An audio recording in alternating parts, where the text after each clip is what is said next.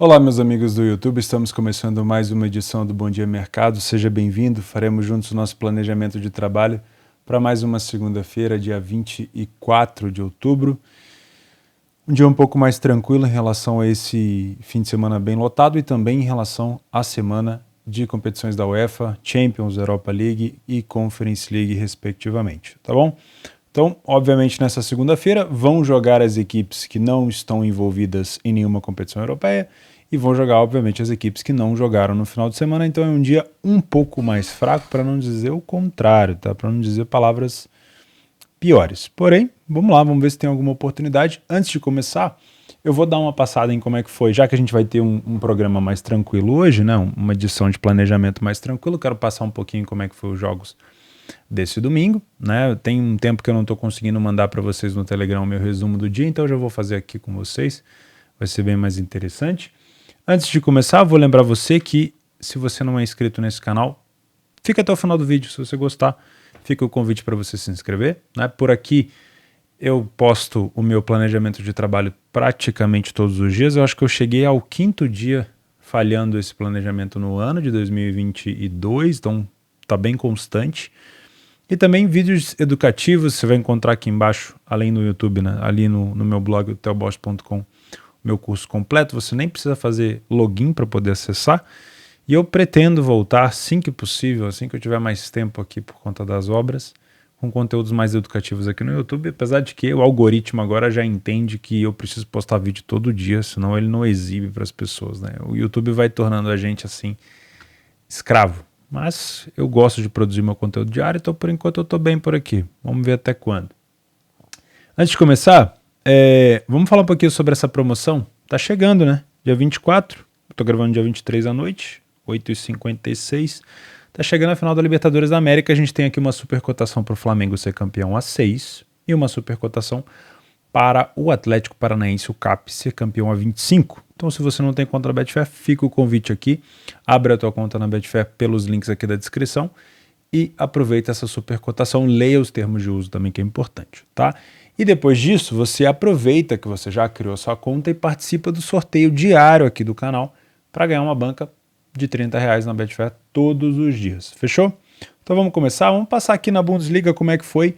O Bochum conseguiu a sua segunda vitória da competição, vencendo o líder União Berlim. Eu comentei com vocês ontem sobre a possível falta de foco do Berlim por conta desse jogo tão decisivo que tinha contra o Braga na quinta-feira, decidindo talvez uma possível vaga de classificação, pelo menos nos 16 avos, né, da Europa League. E o União Berlim fez um jogo muito fraco. Tá? Teve 2 pontos importantes nesse jogo. Primeiro, o fato, obviamente, do União Berlim estar desconcentrado e a maioria das jogadas de perigo do Bochum vieram em falhas de saída de bola do União Berlim. Foi fácil perceber. O jogo começou muito truncado, com o União Berlim recuado do jeito que ele gosta de jogar. Joga realmente no erro do adversário, mas dessa vez quem jogou no erro do adversário foi o Bochum. O União Berlim mesmo recuado com muitos erros na saída de bola. E eu preciso enaltecer a equipe do Bochum, que não tem uma equipe horrorosa como parece na tabela. A gente olha para a tabela de classificação, vocês não vão conseguir ver aí por conta do monitor. A gente olha para a tabela de classificação, o Bochum tem 7 pontos somados nesse momento. São 2 vitórias e um empate. Tem 28 gols sofridos, é a pior defesa da competição, e tem 11 gols marcados. Mas eu vou falar para vocês, o Bochum, né? Ele não tem um elenco fraco, ele não tem uma equipe mal treinada, ele não tem falta de ritmo de jogo, ele não tem falta de criatividade. Não, o Bochum é um excelente time, com excelentes jogadores, com uma base muito bem montada que veio da segunda divisão como campeão. Contratou ainda o Philipp Hoffmann, que fez gol nesse jogo, né, que foi contratado pelo Karlsruhe, que está fazendo muita falta no Karlsruhe, para ser sincero. E é um time muito bom, de muita qualidade. O que acontece? O momento do time ele começou tão mal, começou contra times muito fortes e aí começou a entrar naquela bola de neve. Então, olha no Bochum para os próximos jogos. O Bochum é um time que cria muito bem as jogadas, muito boas tabelas, tá? O Bochum é um belo time. E esse jogo eu trabalhei o mercado de gols, fui buscar aqui um over limit, consegui pegar o 2-0 do Bochum e ainda saiu um gol do União Berlim, que eu estava posicionado numa alavancagem e poderia ter vindo um empate, mas acabou não vindo, tá? Falando do outro time de Berlim, o Hertha Berlim conseguiu a sua vitória contra o Schalke. Mais uma vez, o Schalke perde o jogo. né? O Schalke agora assumiu a lanterna da competição, com apenas uma vitória em 11 jogos. O Hertha Berlim dá uma respirada, né? Um time que também está perigando bastante. Esse jogo também eu fui em busca de gols. Eu trabalhei o over limit também no mesmo cenário de 1-0 para o Hertha. Consegui pegar o 1-1 do Schalke e ainda saiu mais um gol, 9 horas. Ainda saiu mais um gol depois do Hertha para a vitória, tá? Se eu não me engano, essa foi... Deixa eu dar uma olhada em qual derrota. Essa foi a 1, 2, 3, 4, 15... São 6 derrotas seguidas. Foi a 6ª derrota seguida em todas as competições, contando a 5ª na Bundesliga e a primeira, obviamente, na DFB Pokal, onde eles já foram eliminados. O Schalke é o atual campeão da Bundesliga 2, que provavelmente, se continuar assim, não vai demorar a descer, tá? Na Bundesliga 2, nós tivemos Hamburgo e Magdeburg fazendo aqui o jogo do dia. Foi um jogo excepcional para trabalhar mercado de gols e principalmente alavancagem. Esse jogo eu tive muito perto de pegar uma odd a 1,01, leia o Magdeburg, que quase bateu, né? O Hamburgo perdia por 2-0 para o Magdeburg, né? Um time do Magdeburg muito forte ofensivamente, muito fraco defensivamente, né? Cheguei a comentar com vocês no Telegram isso. Eu explorei o mercado de gols aqui inicialmente, mas também busquei uma possível recuperação a favor do Hamburgo, numa odd acima de 16, e consegui pegar o 2-1. Rapidamente já freebetei, já me posicionei no match odds ali em busca de um empate. Esse empate veio, mas foi um gol que o jogador do Hamburgo, o atacante, estava impedido, o juiz acabou anulando. Desse 2-1 até o 3-1 do Magdeburg, foi um Hamburgo muito forte no ataque, buscando situações, e o Magdeburg não saía tanto, mas quando saía levava muito perigo. O Magdeburg achou o 3-1, muito merecido, e o Hamburgo foi para cima com muita vontade. Eu me posicionei novamente ali, lei ao Magdeburg, buscando mais uma alavancagem, e o Hamburgo rapidamente fez o seu gol de 3-2. Faltava muito pouco para o final do jogo, eu estava muito bem posicionado no Magdeburg para uma possível alavancagem no empate no Hamburgo. E esse empate não veio por detalhes, bola na trave, gol tirado em cima da linha. É o tipo de jogo, como eu falei ontem com vocês, o jogo da Inter com a Fiorentina, o tipo de jogo que eu adoro, porque é um jogo que eu já estou vindo em lucro e vou me posicionando, buscando cada vez mais as situações improváveis. E é onde eu geralmente consigo meus jackpots, né? Como eu gosto de falar, os grandes lucros que eu busco. É claro, meu estilo de trabalho no match odds em lucro é muito agressivo, tá? Eu deixo muito dinheiro no mercado, eu vou realmente em busca das situações improváveis, e esse era um jogo assim, né? Os 92 minutos, se eu não me engano, o Hamburgo ainda perdia por 3-1, né? E quase aconteceu o 3-3. Foi um jogo muito bom, tá? O jogo do Karlsruhe e o jogo do Greuther Fürth eu não dei tanta atenção assim, beleza? Onde mais eu fui me meter no dia de hoje? Eu acho que não foi em tantos jogos, tá? Eu acho que ficou mais ou menos nisso. Foi um dia que eu acabei dividindo um pouco de atenção com a família, né? Aquela coisa de almoçar. Domingo eu sempre gosto de almoçar um pouco com a família, tenho tentado fazer isso com mais frequência, então foi um dia um pouco de menos cliques, assim, na parte da tarde, assim, depois das 2 horas, 12 e pouco. Eu acho que foi isso, tá? Eu acho que foi um grande destaque que a gente pode dar é que o Grêmio agora confirmou de vez a sua volta à Série A do Brasileiro, né? O Vasco praticamente já confirmou ontem, acho que está praticamente decidido. Tivemos no Brasileirão também um 2-2 entre Fluminense e Botafogo. São Paulo venceu a equipe do Juventude. O Atlético Goianiense venceu o Ceará num confronto direto. Cara, isso aqui é perigoso para o Ceará. O Cuiabá perdeu para o Goiás, isso aqui é bom para o Ceará, né? E o Curitiba, eu não sei quanto é que foi esse jogo. Eu não sei se deixa eu dar uma olhada aqui. Internacional. O Inter empatou com o Coxa, né? Era imaginável isso aí, porque o Coxa é muito bom dentro de casa e praticamente agora já dá o título para o Palmeiras. Palmeiras na próxima rodada, se eu não me engano, já pode levantar o título. Agora, a situação mais louca que eu vi nesse domingo foi a decisão do título do Campeonato Argentino, né? Entre Boca e Racing. O Boca Juniors começou perdendo para o Independiente, empatou o jogo ainda no primeiro tempo, virou o jogo, se eu não me engano foi no segundo tempo, e estava vencendo por 2-1 até os 87 minutos, se eu não me estou enganado. quando o Independiente empatou de cabeça, tá?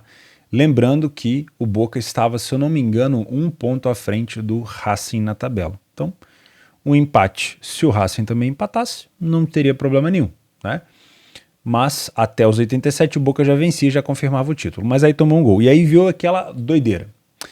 E o que aconteceu? O seu maior rival, o River Plate, jogava justamente contra o Racing, o seu rival de título agora, né? Nesse ano. E todo mundo esperava que o River Plate iria entregar o jogo. Só que o que aconteceu? Era o último jogo do Galhardo. Então era uma despedida dos jogadores para o Galhardo, do clube com o Galhardo. E tinha aquela coisa, pô, vou entregar um jogo de despedida para dar o título, para tentar tirar o título do Boca? Não sei. Eu acho que aqui no Brasil, se a gente levantasse essa discussão, pô, entre uma despedida com derrota para o meu treinador e não dar o título para o meu adversário, maior rival, que perca. Mas outros falariam, não, vamos terminar esse trabalho aqui, essa história com o Galhardo, que foi um excelente treinador do River, um dos maiores, com vitória, independente se o Boca vai levantar o título ou não. Enfim, acho que isso aí é uma discussão para quem gosta, né, dessa questão de clubismo e tudo mais. E o que aconteceu, cara? O Racing perdeu para o River Plate por 2-1, tá? E o que foi mais loucura aqui? Enquanto o Boca empatava por 2-2 contra o Independente, o rei de copas, o Racing estava 1-1 e teve um pênalti aos 88 minutos, se eu não me engano. Um pênalti do título. E o Racing perdeu o pênalti. O Armani pegou o pênalti do Racing, que poderia dar o título pro Racing. E depois o River Plate acabou marcando um gol no final. Que loucura, cara. Foi um final, assim, eletrizante, né? Nada mudou na tabela. O Boca começou na rodada líder, terminou líder e foi campeão. Mas durante o jogo, eu acho que o Boca nunca chegou a estar atrás. Durante os 90 minutos, eu acho que o Boca nunca chegou a estar atrás na tabela. Mas aquele penal pegado, defendido pelo Armani, poderia ter dado o título ao Racing, que seria merecido também. O Racing fez uma excelente campanha. Mas o jogador perdeu, no rebote também o cara do Racing perdeu. E o River foi lá e cumprimentou no final e fez 2-1. Que loucura, cara. Que final de campeonato argentino maluco e mais um título pro Boca com a ajuda do seu maior rival, o River Plate. Olha, se vocês procurarem aí no YouTube, vocês vão ver uma situação assim bem engraçada. Para falar um pouquinho de Série A, assim, em relação a resultados aqui na Itália, tivemos a Udinese perdendo para o Torino. O Udinese começa a mostrar um pouco de queda de força, né? Comentei isso com vocês da virada que eles tomaram pro Monza, que foi assim, absurdamente de uma equipe desconcentrada, tá? E eliminação na Copa Itália, e agora uma derrota para o Torino, que não é um time fraco, já tinha comentado com vocês, o Torino é um time organizado, e o Torino havia perdido para equipes grandes, tá? O Torino perdeu para o Napoli, perdeu para a Inter, perdeu para o Sassuolo, e agora conseguiu vencer a equipe da Udinese. Então, assim, olho na Udinese, que a gente pode estar tendo aqui uma virada de chave. Tomar cuidado, então, para não estipular na Udinese, que hoje tem ainda um dos melhores ataques, ainda está na zona de classificação, mas talvez a Udinese comece a trocar de lugar aqui com a Inter e com a Juventus e passe de novo a ocupar ali o meio de tabela, tá? O Bolonha deu uma recuperada na crise vencendo o Lecce por 2-0. A Atalanta aumentou um pouquinho, não, né? Começou um pouquinho de crise perdendo para a Lazio. A Lazio mesmo sem o Ciro Immobile, sem o Luiz Alberto, conseguiu vencer. O time muito organizado da Lazio, tá muito organizado mesmo. A Atalanta ainda está tendo ali o retorno do Zapata de lesão. O cara jogou hoje só 20 minutos, mais ou menos, e não foi o suficiente. A Atalanta continua tendo alguns problemas dentro de casa. Precisa melhorar, só venceu metade dos jogos. Mas a Lazio continua sendo uma das melhores visitantes. É uma das, junto com a própria Atalanta e o Napoli, um dos únicos invictos ali fora de casa. E um dos melhores times aqui fora de casa na Itália, mesmo sem o artilheiro Immobile, tá? E para finalizar, tivemos a vitória do Napoli contra a Roma, e o Napoli se isola na liderança agora com 29 pontos. A Roma não fez um jogo tão ruim defensivamente, que geralmente eu espero, né? A Roma tem alguns problemas defensivos, mas eu achei que a Roma poderia ter criado mais ofensivamente, tá? Eu fui um mero espectador nesse jogo. eu acabei não fazendo nada. Bom, acho que foi isso do que eu me propus a fazer. Na Premier League a gente teve aqui o Tottenham perdendo para o Newcastle. Newcastle é um time novo, rico, muito bem organizado. Tá? Acabei não fazendo nada. E o Arsenal empatou com o Southampton. E aqui já liga um pouco do alerta, porque o City vai vir babando. Toda a possibilidade que o City tiver de ver o Arsenal perdendo ponto, o City vai para cima. Tá bom? Então acho que fizemos um resumo legal aqui desse domingão. Vamos falar um pouquinho sobre essa segunda. Na Série A, na La Liga, primeira divisão, não tem nenhuma equipe que eu tenha trabalhado, né? Faz muito tempo que eu não trabalho o Celta. Já foi uma equipe que lá nos primórdios do meu Match Odds, quando eu ainda trabalhava a La Liga de forma bastante consistente, eu trabalhava muito bem o Celta, com o Iago Aspas ainda jogando o seu auge. Não que ele não jogue ainda o auge, né? Ele continua sendo o maior jogador do Celta aqui, na minha opinião, mas era um pouco mais novinho, o Iago Aspas. Vai jogar contra o Getafe. Dentro de casa, o Celta tem 2 vitórias em 5 jogos e o Getafe tem 1 vitória em 4. Vou ficar de fora por desconhecimento das equipes. Mas, quer dizer que um trader só tem que trabalhar as equipes que trabalham? Não. Eu só trabalho as equipes que eu conheço, tá bom?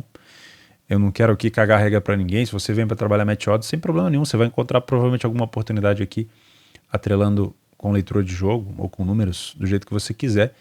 Eu aqui, né, na minha jornada agora, eu já afunilo muito mais as equipes que eu conheço, obviamente por ter mais confiança, tá? West Ham e Bournemouth, pode ser interessante ficar de olho nesse jogo do West Ham, eu gosto bastante. Na verdade, eu tenho acompanhado muito o West Ham nas competições europeias, na Conference League. O West Ham é um dos favoritos para mim para chegar lá na frente, mas aqui na Premier League, a gente vê o West Ham tendo, né, pelo menos o Southampton aqui é um adversário mais parelho, poderia ter vencido, mas uma derrota para o Liverpool, vinha de bons resultados aqui contra o Wolverhampton, contra o Fulham, mas a situação do West Ham em 17º, pegar uma odd de 1,55 contra o Bournemouth, que está em 13º, não entra muito na minha cabeça, tá? O West Ham venceu 2 das 5 partidas que jogou como mandante e o Bournemouth venceu 1 das 5. Tá uma odd muito baixa, na minha opinião. Tem alguma coisa errada aqui, ou o time do Bournemouth realmente é muito ruim. Mas olha só, a última vez que se enfrentaram em 2020, porque o Bournemouth passou um tempo na Championship, dentro da casa do West Ham, o Bournemouth venceu por 5-3. Eu não sei se aqui foi Copa, mas não foi fácil não. Beleza? Então, nos confrontos, nos históricos aqui, o Bournemouth leva até a melhor. Fora de casa é um empate contra o Fulham, um empate contra o Newcastle e uma vitória contra o Nottingham Forest, que é horroroso. Tá? Essa derrota do Liverpool para o Nottingham Forest não dá para explicar, impressionante. Falando em Liverpool, teve uma pequena goleada aqui, de 9-0. Coisa pouca, nada de muito relevante. Talvez seja isso. Os últimos 4 jogos, 4 vitórias, mas aqui tem confrontos de Conference League contra Anderlecht, contra o Steaua Bucareste, que apesar de serem grandes nas suas competições, contra times ingleses, obviamente a tendência é não jogarem tão bem assim. Tá? Eu vou ficar de fora porque eu tô achando a odd muito baixa, mas gosto demais de ver o Scamacca lá na frente, o Gianluca Scamacca. O Paquetá também já está fazendo um pouco mais de jogos, mas pelo que eu estou vendo aqui já se lesionou, não sei se é algo grave ou não, que preocupa para a Copa do Mundo ou não, mas é sempre importante ficar de olho nisso, tá? Primeira Liga de Portugal, Rio Ave e Portimonense, nada a declarar por aqui, não tenho trabalhado esses times de mais de meio de tabela. Na Série A italiana, 2 jogos bem cachorrentos, principalmente esse aqui, tá? Cremonese e Sampdoria talvez seja o pior jogo da Itália até o momento. Por quê? Em 10 rodadas disputadas, só falta... essa é a 11ª para eles, né? Falta só Sassuolo, Verona, Cremonese e Sampdoria para completarem ali a 11ª rodada. Em 10 rodadas disputadas, o Cremonese não venceu nenhum jogo e a Sampdoria também não. Então nós temos aqui um time que nunca venceu contra um outro que nunca venceu. Eu tenho o pior ataque da competição, que é a Sampdoria, e o segundo pior ataque da competição, que é o Cremonese. Eu tenho a pior defesa da competição, que é o Cremonese, contra a terceira pior defesa da competição, que é a Sampdoria. Como mandante, o Cremonese marcou 2 gols, sofreu 10. Como visitante, a Sampdoria marcou 3 gols, sofreu 9. Então assim, qualquer coisa que eu falar aqui para vocês sobre esse jogo vai ser merda. Não tem como. Não tem como. Eu poderia citar alguns jogadores. Vamos citar alguns jogadores. O Dessius, que veio do futebol holandês. Na minha opinião, jogador para jogar em Sassuolo, pô. Torino, Verona, Udinese, forçando um pouquinho ali até numa substituto na Lazio. Bom jogador pra caralho. Foi comprado pelo Cremonese. Não sei se a bola vai chegar tão redonda. Ele conseguiu fazer o seu primeiro gol na temporada. Acho que foi há 2 rodadas atrás. A Sampdoria, cara, pela torcida que tem, pela história que tem, pelos jogadores que tem, principalmente pelo o Caputo, que veio do Sassuolo, era um excelente trio de ataque ali, Caputo, Berardi, Locatelli, ainda tinha o Jeremy Boga que entrava, que está na Atalanta também. Não dá para explicar a fase da Sampdoria. É quase um casamento com rebaixamento. É muito difícil você não ver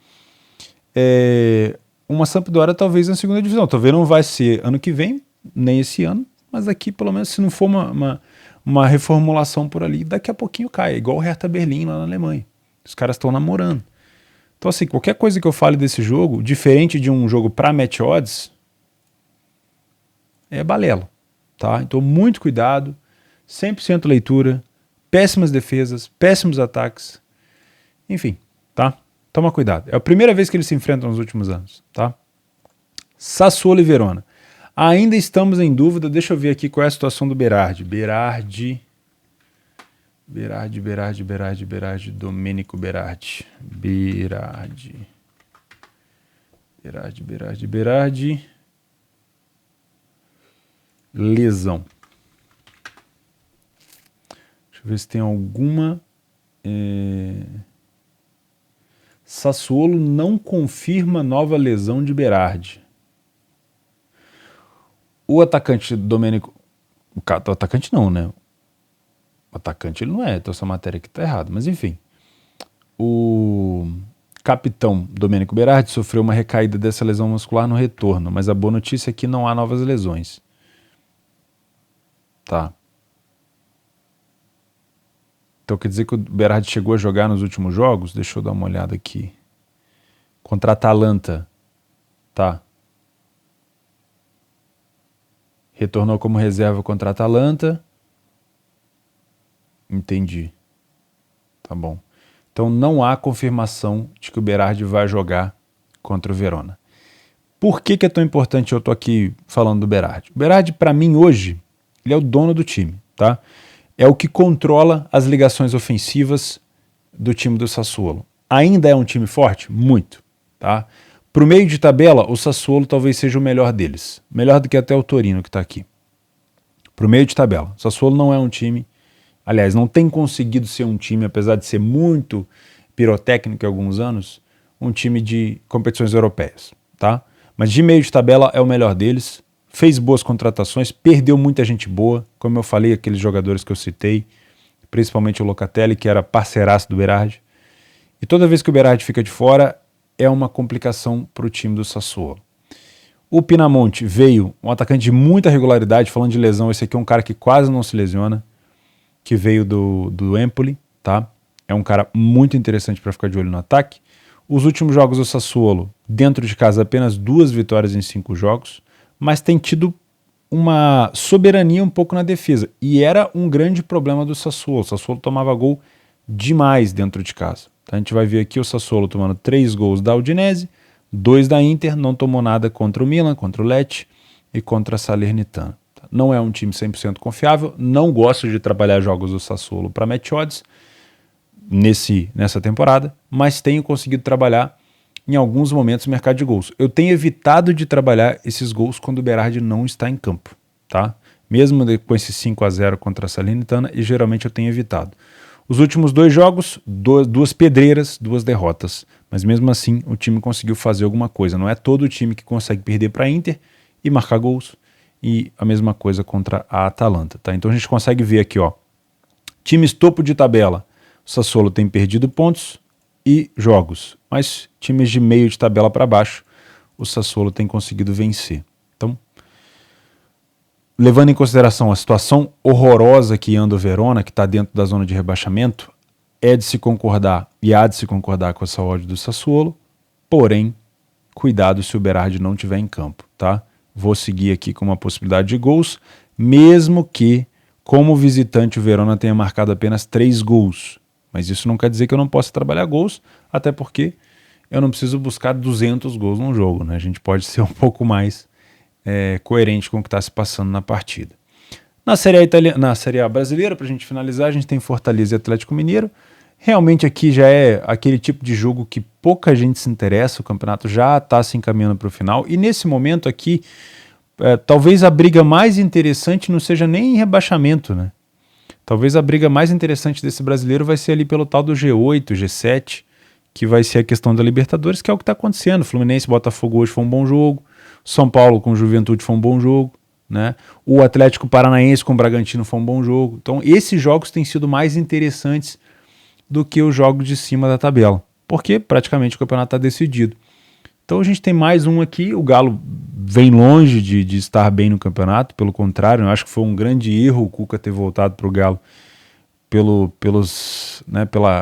vontade que ele tinha de treinar a seleção brasileira, acho que agora esquece. O Galo vem muito inconstante, né? Você vence o Goianiense e perde para o Avaí. Aí você vence o Santos e perde para o time de garotos do Flamengo. Putz, não é constância aqui de maneira nenhuma, né? E o Galo, obviamente, tem condição aqui de pegar essa vaga na Libertadores. O Fortaleza, os últimos jogos, só perdeu para o Fluminense por 2-1. Eu nem lembro se esse jogo contra o Fluminense foi Copa do Brasil, acho que não, né? Mas de lá para cá foram 4 vitórias nos últimos jogos, dentro de casa. Uma derrota para o Botafogo, aqui realmente o Botafogo foi muito soberano. Uma vitória contra o Flamengo, onde o Flamengo chegou a estar na frente, o Fortaleza foi buscar no final. O apoio da torcida é muito forte e não vai ser fácil aqui o jogo contra o Galo. Para mim, jogo para match odds, sem inventar moda aqui. A gente pode até usar um pouco aqui do PDF de apoio. Nenhum dos dois times tem um histórico de sair tanto na frente, né? O Galo talvez um pouquinho mais. O ataque do Galo é um pouco mais efetivo. A gente tem aqui a parte de criação e efetividade, dá para ver que os dois times criam quase que na mesma frequência as grandes chances, mas o Galo aproveita um pouquinho a mais, tá? Em relação às chances cedidas, os dois times cedem também grandes chances parecidas e o Galo também está um pouco mais nesse aspecto. Isso aí é um ponto negativo, óbvio.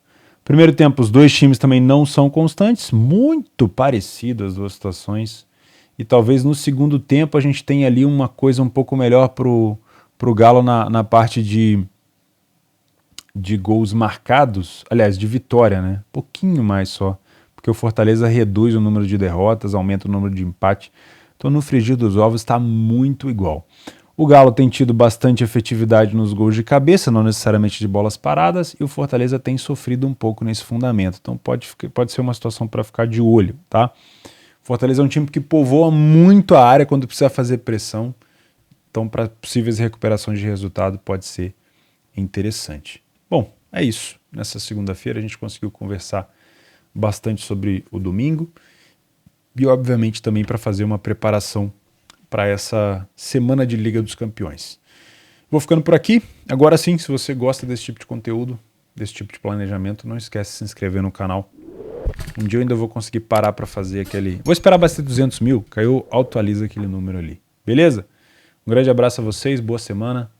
Não inventa moda, faça o simples, o arroz com feijão, que é o que sempre funciona. E é isso. É sempre um prazer.